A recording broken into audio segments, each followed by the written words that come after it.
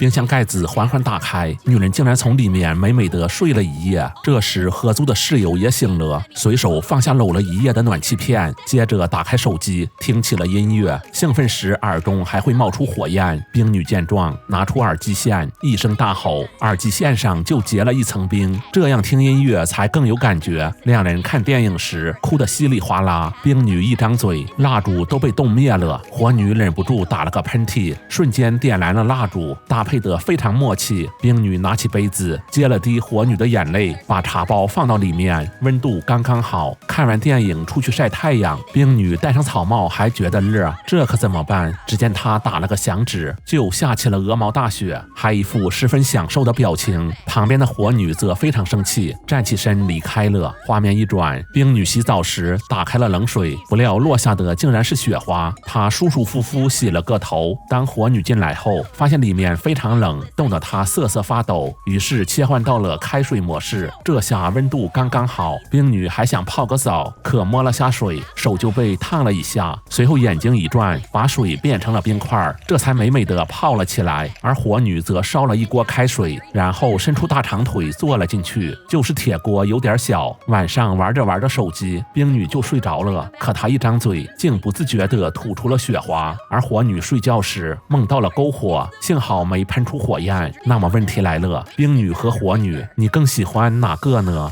老师扔出尺子，正好砸中男孩的头，嘴里的纸团就吐了出来。在我的眼皮底下，从来没人敢搞小动作。他小手一伸，同学就乖乖交出平板电脑，然后掀了下裙子，腿上的答案就露了出来。看到这么难的题，小帅彻底崩溃了，急忙发出求救信号。大摩天尊拔了根头发，变成一只苍蝇，只见他念出口诀，将答案写在上面，随后苍蝇就飞走了。小帅正高兴时，苍蝇被一巴掌拍死了，无奈之下只好向夜叉求助。他眼睛一瞪，手指不停地掐诀，骷髅吊坠腾空而起，变成一支笔飞到桌子上，自动写起了答案。他赶紧握住笔，装模作样的写了起来，生怕被老师发现。可写着写着，笔突然不出水了，这质量也太差了，只好再次发出指令。白泽微微一笑，让时间静止。他紧跑几步，把学霸的试卷跟小帅换了下，然后举起老师的尺子，急忙回到座位上。下一秒，老师就打了自己一下，他彻底蒙圈了，这是怎么回事？小帅看了下试卷，顿时露出狂喜的表情，结果却考了66分。你们为什么不帮我？他们小手一指，原来他们都是游戏中的角色，现实中根本提供不了帮助。他算不算走火入魔了呢？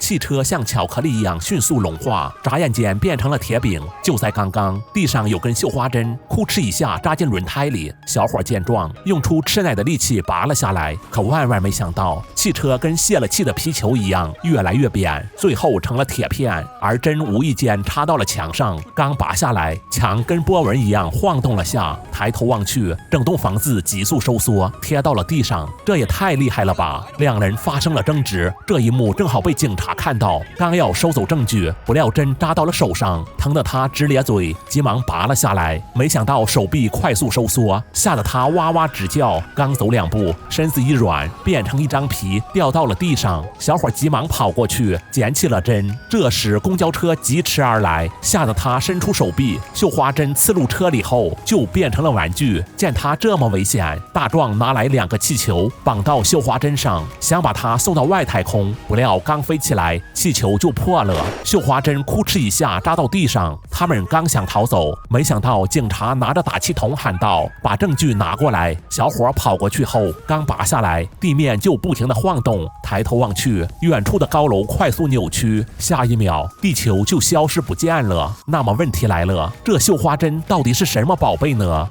玩偶举起匕首，露出诡异的笑容，随后快速冲了过去。女孩脚一抬，把玩偶踢飞，急忙跑了出去。姐姐听到声音，拉开窗户问怎么了。玩偶见状，抱起面包机来到浴室，快速拉开窗户，吓得姐姐哇哇大叫。芬利举起面包机，重重地扔到浴缸里，却什么都没发生。两人顿时蒙了圈，扭头一看，原来没插电源，2次暗杀失败，气得芬利直撞头。正在这时，哥哥回来了，他拿起棒球棍，躲到楼梯后，见哥哥走了下来，他一棍子下去，正好砸中鞋底，这次又失败了。可他还是不死心，把地毯拉到门口，在上面插满铁钉，又把玻璃球踢翻，举起杯子，呼哧一下摔得粉碎，兴奋地等着猎物上门。可门一开，玻璃球被推到一边，这次又失算了。他懊悔得直敲头。妹妹生日这天，哥哥拿起匕首，表演着芬利刺杀的画面，逗得大家哈哈大笑。伤害不大，侮辱性极强。芬利彻底怒了，打开抽屉，找到易燃喷雾，想趁妹妹吹蜡烛时烧死他们。可真正吹时，他却把喷头对准了自己。完事后，几人一起看电视，芬利则在后面放了一把弩，拉着线跑到门外，然后用力一拽。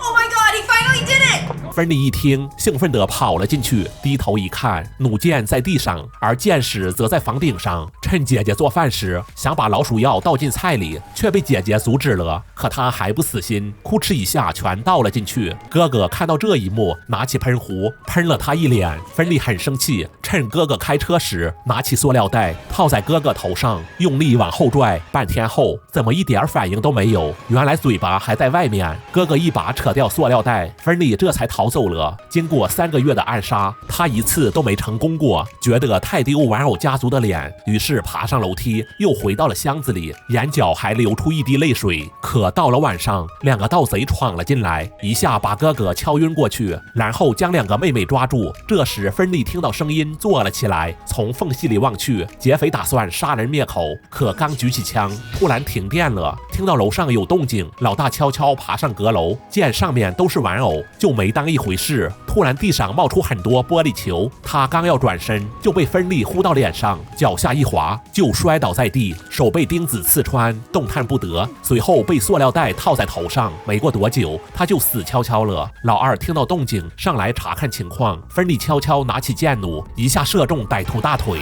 他来到卫生间处理伤口，一扭头看见了芬利，刚要射击，芬利对准蜡烛喷出气体，火焰正好烧到手上，歹徒急忙扔掉手枪，把手插进浴缸里。芬利捡起插头，立马怼了上去，老二一头栽到浴缸里，随后就死翘翘了。为了感谢救命之恩，他们给芬利换了身新衣服，邀请他成为家庭中的一员。可喝牛奶时，怎么感觉味道怪怪的？难怪芬利不喝，肯定被他做了手脚。那么问题来了，你说里面加了什么佐料呢？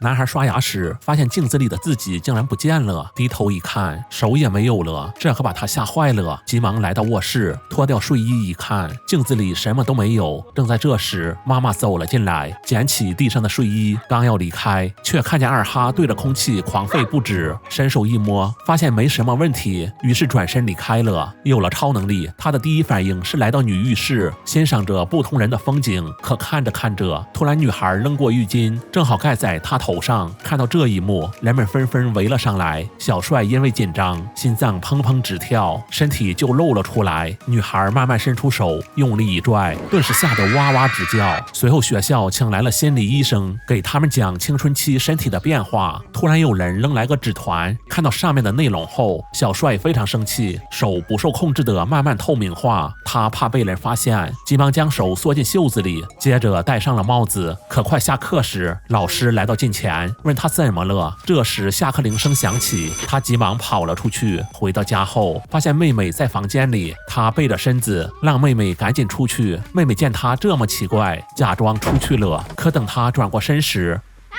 小帅急忙捂住妹妹的嘴，让她不要出声。随后说出了真相，原来小帅在学校里经常被校霸欺负。这天参加化妆舞会时，他穿着超人战衣来到现场，不料电视上突然播放起了他偷拍女神的视频。看着小美一步步向自己走来，吓得他转身就跑，藏到卫生间里。同学们在外面不停地敲着门，他对着镜子大声喊道：一阵闪电过后，他就消失不见了。原来他从窗户里逃了出去，随后跑回了家。可第二天一觉醒来，发现自己消失不见了。他非常害怕，以为自己是怪物，于是将自己包裹得严严实实。可刚到校门口，就看见校霸在台阶上堵自己。他藏在卡车后面，脱掉衣服和裤子，赤果果地走上台阶，站到教师后面听课。趁老师不注意，悄悄走下台阶，从校霸包里掏出一把枪，对准老师后扣下了扳机。然后把枪丢到校霸怀里。老师非常愤怒，急忙找校长告状。另一个校霸正在比赛，小帅走过去后，轻轻碰了下他，就输掉一个球。再次发球时，又被推了一把。他拿着球拍不停地挥舞，却没打到任何人。当他反省时，旁边的网球竟然掉了出来。他捡起网球，又给塞了回去。可下一秒，球盒又倒了。他伸手去捡，网球却跳了起来，吓得他转身就跑。接着，小帅来到办公室，找出自己的试卷，然后从抽屉里拿出答案，直接抄了上去。回到家后，在屋里看起了超能力漫画，突然听到妈妈的声音，他急忙把身上的衣服全部脱了下来。妈妈见屋里没有人，捡起地上凌乱的衣服，然后跟外婆打了个电话。妈妈抱怨道：“最近小帅脾气有点暴躁，惹了一些麻烦，早知道这样，当初就不该领养他。”小帅听到这儿，顿时吓了一跳，难道自己不是亲生的？他急忙跑了出去，来到海边，在沙滩上荡起了秋千。这一幕恰好被小美看到。小美说：“你是鬼吗？”小帅捡起木棍，在地上画了个笑脸。从此之后，两人成了好朋友。晚上，小美在家做倒立时，突然玻璃上出现一张笑脸，她瞬间秒懂，急忙打开了窗户，把小帅放了进来。因为没穿衣服，他还打了个喷嚏。随后，小美给他裹上了毛毯。当两人相互靠近，嘴对嘴时，突然小帅睁开眼睛，心脏砰砰直跳，手露了出来。他急忙打开窗户，跳下去逃走了。第二天晚上，小美练平衡木时，不料黑暗中伸出一把枪，对准小美后扣下了扳机。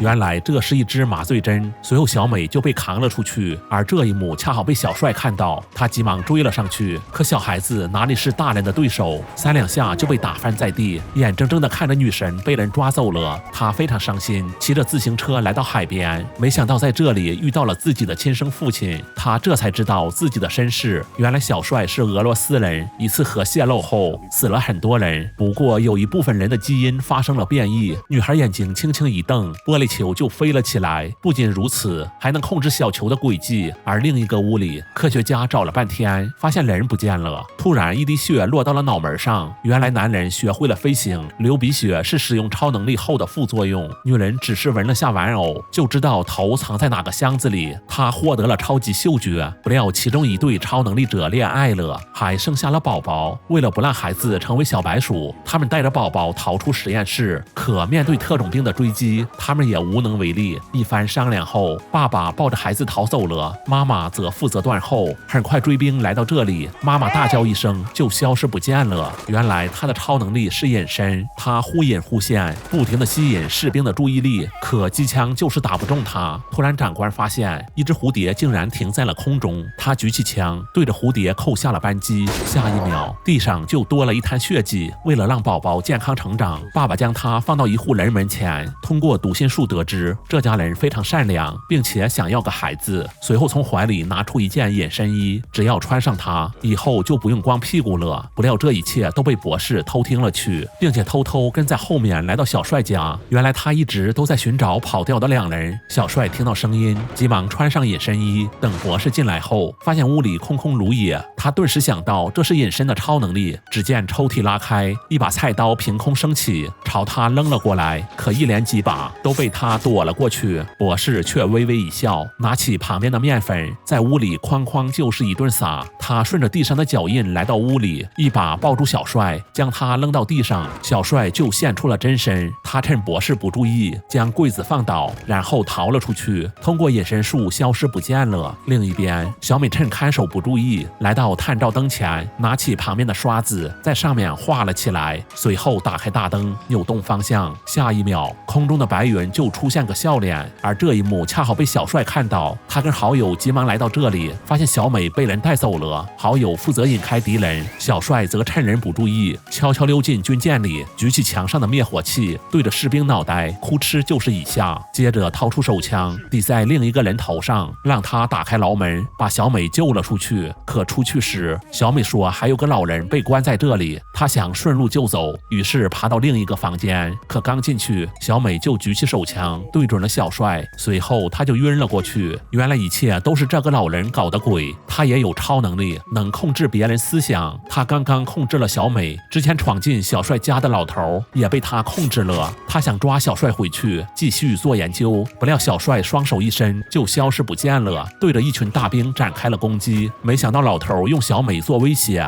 小帅非常生气，大吼一声，玻璃碎裂，舱门打开，眼睛一瞪，手枪就飞了出去，阀门脱落，撞到大兵脸上，随后关上舱门，带着小美来到逃生室，按下按钮，没过多久，逃生舱就从海面喷了出来，两人这才获救。小帅则当着众人的面用出了超能力。这时老爸突然出现，说如果别人知道你有超能力，会非常危险。接着伸出手，轻轻一推，清除了在场所有人的记忆。无论警察怎么问，他们就是想不起来当天发生了什么。如果你有隐身的超能力，最想做的是什么呢？毛毛电影带你走进电影人生。